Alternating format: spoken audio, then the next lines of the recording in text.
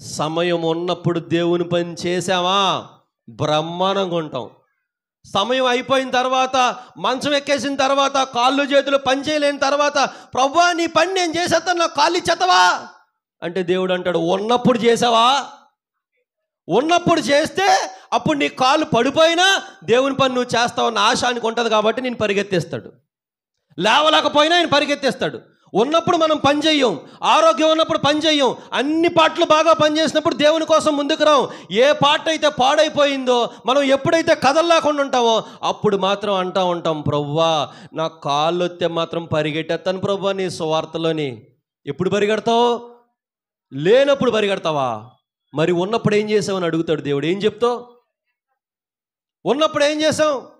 దేవుడు అంటాడు, అవసరం లేదు, ఇప్పుడు ఈ వయసులో నువ్వు పరిగెట్టాల్సిన పనే లేదు అంటాడు. ఉన్నాయి, ఆరోగ్యం ఉంది, అంతా బాగుంది, అప్పుడు నేను పరిగెత్తమని చెప్పినా నువ్వు పరిగెత్తలేదు. కానీ ఇప్పుడు మాత్రం నీకు అనారోగ్యం వచ్చినప్పుడో, బలహీనత వచ్చినప్పుడో, లేకపోతే నీ ఆరోగ్యం క్షీణించినప్పుడో ఇప్పుడు మాత్రం నేను పరిగెట్టేస్తాను ప్రభువా అంటున్నావు. దేవుడు అంటాడు, ఇప్పుడు నీ పరుగు నాకు అవసరం లేదంటాడు. ఏం చేస్తావు? ఇప్పుడు ఏం చేస్తాను చెప్పండి?